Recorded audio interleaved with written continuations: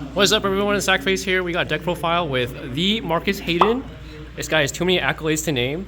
He's got top 4 at the second TGS monthly for the Black Rose. Playing what deck are you playing, sir?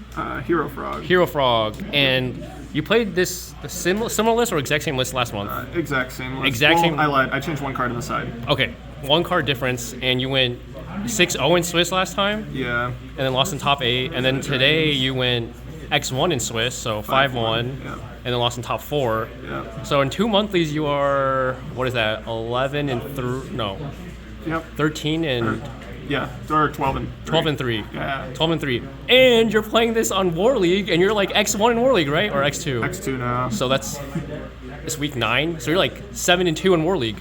Yeah. All playing Hero Frog, so Mostly. you're a Hero Frog legend. Okay. Not quite. No, I watch your replays, bro. You're Thanks, pretty man. good. I appreciate it. So if you have anything you want to say before we start, or... I'll do shoutouts at the end, but outside of that, I'll just get into the deck list. Okay, sounds good. So the frog package is the 1 unit frog, 2 Treeborn, 2 dupe, 2 swap. I know this is a little bit more controversial, but I'm all about with this deck, like reducing the amount of redundancies to help raise the power level of the deck, as well as just allowing you to play games, because like when you see like 4 frogs or like even just a lot of small monsters, you're just not accomplishing a whole lot. And if you can extend the game, make it last a while in general, you're normally in a good spot. And then 3 subs, obviously. Yep. So this is 10. I think if you do want to play the 3rd swap, that I would avoid playing this card. This got sided out a lot today. Whoa. Yeah, I know. I mean, there's matchups, obviously, you keep it in, but I played a lot of like non-trap decks, but it's just so bad to draw that it might maybe 3. I don't know. The utility is important though. I think that card is broken. Yeah, it has its moments for sure. And then the hero package, much smaller than most, just 4 of them. And that's because you'll the spells that search them out too. But the deck kind of already tutors itself out, makes itself really thin, and you'll see like some of the other choices I made make these get seen a lot more often. Once again, it's not the type of deck where I have to see them turn 1. Yep. So it's like really you're trying to do math of how often you see them over 5 turns while also reducing redundancy. So yeah, it's the theory behind 4. The 1 junk, it's utility, it's also searchable off Rhoda. Yep, card's so good. Yeah, and then I like to... So there's like a lot of other ways to play the game, even if you don't see your frog engine for whatever reason. And this is kind of one of them. Ivan made the argument, and it made a lot of sense to me, because like if you pass with an open board, you have this, and like tribute monsters, like it's still doing that, and it's applying pressure just because how good Gorz is in general. So it's just another card that'll allow you to play a game, but it's also defensive. Are you saying Ivan put you on this card, or you wouldn't have played it? No. I'd play it, but it's part of the math for why we can get away with 2 swaps. I see. Yeah. And then 4 tributes. I feel like this is pretty standard. Played against a lot of Titanial today, which is annoying, but I mean, I think this is correct. I had a really cool play in round 6 on stream where I held a Ryza because I knew my opponent had a set Raikou and I had Gorz in hand. He was at 22, and I was getting pretty low with like very little cards left. So I was like, all right, I just have to let him attack Gorz and pray he flips the Raikou, because then I could do this, spin anything and punch Raikou for game. And I held it because he had a Gorz on board. I could have summoned it, stacked Gorz, killed his other monster, and let Raikou pop this. Then he has Raikou and I have nothing. Yeah. But I just saw the game shot, so I held it. Yeah, identifying win con, too good. Yeah. And then the utility cards, MST, Heavy, Brain Control, and Soul Exchange. You like Soul Exchange? Yep. Once again, it's another card that allows you to away with like not playing swap, and then you play so many cards in the deck, like so many tribute cards, as well as Substitute, which makes it good. I like it better in Econ, because like Econ, you're never really setting to use defensively. And this is just better as a proactive card for like clearing a board. So you don't play Econ? No, I do not. So this is why I like Soul Exchange more. It's also better post side because I side in oftentimes, especially against DDV decks. I side in more tributes, and you'll see something else that I do as well. And then these are like the consistency cards that thin the deck and let you see both frogs and heroes more often. 3 Upstart. Yeah, it's just super correct in this deck because there's so many games I'll hold up start of my hand for multiple turns while I'm like using swaps or if I sub combo. Because once the frogs are out of your deck, it's literally all just like bombs or yeah. So once again, if you're not going this route, then you probably do need the third swap and more heroes. But yeah. But you think this is just straight up correct? Yeah, I do. Like from a deck building perspective, I think it's very much correct, especially the way this deck plays. It's not like it's so weird because you thin your deck so much that like other slow decks can't afford to play a card like this. But this is a deck that just you have so many good draws after. Yeah. So especially it's, like you said, thinning out the deck's too good. Yeah, hero, frog. Yep. Who'd have thought? Yep. And then for the trap lineup, play a little bit more traps than the norm, I'd say. Dust Shoot, TT, Mirror Force, 1D Prison. Oh, okay. So yeah, one of the cool things about playing a couple of like power traps, so these I think I play no matter what, but this one is just like a concession to like Black Wings mostly, and allowing me to like summon a Treeborn and then set it if I don't have like an active way to play, or if I don't like if I want to follow up next turn, do something. But yeah, the cool thing is because you're playing frogs, they assume you're only playing chainables. So almost no one blinds MSTs, which gives these cards like more value because of that. Like no one's ever blind MSTing. If it's one set, they have a monster, they're not going to heavy it almost ever. So it's just got a lot of value for that purpose. I won't lie. I do think maybe just playing these and cutting this to the side for like a chainable or just another card, like a Threatening Roar maybe, might be better. This underperformed today, but the first tournament I played it did really well. Yeah, I like Roar. And then 3-red Geki Break. You have to. Yeah. Even the decks that aren't frogs, that play like Wing Blast, like Amaryllis, I don't understand in this format specifically, because like all the power cards you can put back on top of deck are cards that like they can just reset up right away. Whereas this card just clears it, and you have an easy out to Stardust all day. And especially in frogs, like most decks only have 2 to 3 power plays you worry about, and if you have a card that just eliminates them, then you're just going to float to a point where they're just not going to be able to kill you. Yeah, you're playing the resource management, like checking off the list of what they can have. Right. Yeah. And then I'll do the side next. One piece. Holy, let me see that again, bro. That's crazy. Yes, sir.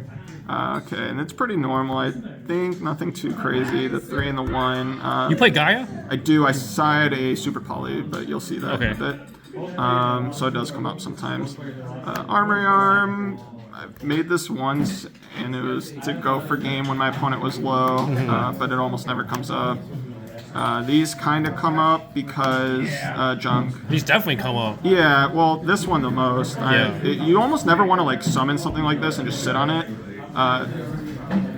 I can only really see me ever wanting to make this versus like burn or something. Yeah. And this comes up to get over beefy monsters if I'm setting up a board of cards. So this because resource management, another card, go for game. This is probably the most important card in the extra. Goyo, Black Rose. Don't think I ever made Black Rose. Didn't make. What is that Stardust? What are you doing, dude? I'm sorry. This whole deck's pretty much low rarity. And then for the side, like I was saying before, this is what makes it different. I play a second Soul Exchange, so a lot of decks that can afford to play DDV, I'm siding out, especially when I go second, a Substitute, because cards like Mask of Strict, DDV, Pulling the Rug, Oppression, all those exist, and subs lose to all those. So I try to like make my main deck post side like basically just amazing against DDV. Like there's just not many targets. I think it's like 7 post side because I take out junk and I'll take out a Substitute, I'll take out the uni. So yeah, it proves really good, especially because I side a lot of tribute monsters. I guess I'll just show those now. I side 2 more of these. I mean, pretty obvious, and then 1 of these. And it'll make more sense. I'll just show it now as well. It makes more sense because I play these. Makes sense. Yeah, so against non-DDV decks, I can afford to get away with this, like Light Sworns. I played against Quick Draw, it's come up. There's just like a lot of decks here that are more aggressive that I just like these. Obviously not against dragons because they play Draco, but yeah, so it's just got a lot of utility for that. Did you side Dark Dust against Vayu? I didn't. I did not. Okay. Yeah, no, I did not. But yeah, it's just a card that, I mean, it clears board. It comes up post side a lot of times when I side in Soul Exchanges. Yeah. So. And then I'll get back to the spells, I guess. This is for Dragon Turbo. Oh my gosh. Yeah, so when they draw out their whole deck, and they'll leave like 5 cards in end phase, sometimes like 6, even if they have 12, right? They sculpted their hand so they have all the cards they want, oftentimes a pot of Avarice. Yeah. Then you play this, and you can deck them out, or they just have absolute like dog shit. Lose, yeah. Because yeah, it's just like they have like trade-ins. They already got rid of all their monsters. They'll have like a random Reckless. Like they're just not going to win the game from that spot. Have you resolved this ever in that scenario? I've done it once to a Dragon Turbo player, but not today. Gotcha. But yeah, it's specifically because Frog's worst matchup, in my opinion, is the Dragon deck. So this is only for dragons? Yeah, I mean, maybe there's another matchup that comes up. Yeah. I just can't think of it. One Super Poly, it's a card that you can't really see multiples of, but you get to side it in the mirror as well as versus Hero Beat. Didn't resolve today, but it did really, really well when I played against 2 Hero Frogs at the last one, and yeah, overperformed there. Blackwing, oftentimes Vayu, these cards come in. Yup. Oh, just 2 dust. Yep, just 2. But probably because I also play this. Yup, this guy's cracked. Yeah, it's another card that helps you play around DDV, and like you'll get hands where you like normal, pop something, swap it back to hand. Oh, that's cute. Yeah, and then you can use it again. Also, it's Fossil Dyna out, which is important. So. Would you ever play 2? No. Too cloggy. Honestly, it's a good utility card. And it kind of does what Uni does, but isn't searchable and doesn't lose the DDV. Right. One of these for Hero and Blackwing mostly. But it's weird. So I don't. Versus Blackwing, when I go first, I do put this in, but when I go second, I don't, because like I said, I make my deck like DDV proof going second. Yeah. So there's a good chance this falls out of the side, to be honest. And then this card was absolute dog shit for me the entire tournament. Are you gonna take it out now or what? Dude, probably. Even in War League, it's been really bad. I mean, like, what decks do you want this other than like maybe Vayu? But now that they play Return and they have Burial, like oftentimes you're just losing a card, advantage. That's not how you win that matchup, anyways. You win by like just preventing death as well as clearing monsters with like tributes, and then leaving an Ab-Zero on field versus that deck is crazy also. I'd rather just play more cards that allow me to do that than like a card that like clears a Vayu or specifically as Vayu, but like Dragon Turbo, Lightsworn, Christian Sorn, Amaryllis. Against Dragon Turbo, it stops Avarice. Magical Stone. Like when else are you doing it? Just random. That's like a really big pivot point though. Yeah, but I'm still, they're drawing 2 and I'm losing a card. Yeah, I mean that matchup, you need to live, so I don't know. I don't know. I think it has its uses. I feel like versus that matchup, you're better off just trying to like stop them from playing and stunning the game rather than like slowing them down, if that makes sense. But yeah, honestly, I can't think of a single matchup where I'm like, DD Crow's great. Yeah, it's never like it's the like nuts. Okay. Yes. If it fits into your hand right and you're playing into it a certain way, but yeah, I don't think I'll play this. I'm thinking about Transmigration Prophecy. Yeah, lots of things to try. But, that's the deck. Couple quick shout outs if you don't mind. Absolutely. I'd like to shout out Eric, of course, winning the YCS Time Wizard event. Thanks, bro. Freaking awesome, dude. We're all rooting for you back home. And then shout out to TGS. They sponsor me. They allow me to play in these for free, which is super sweet. What? Yeah. Cheater. They always lend me cards, and like they've always been so good to me. Like even when I stopped playing competitive, they still sponsored me. They've been my friends since I was like 14. Yeah, so I love those guys.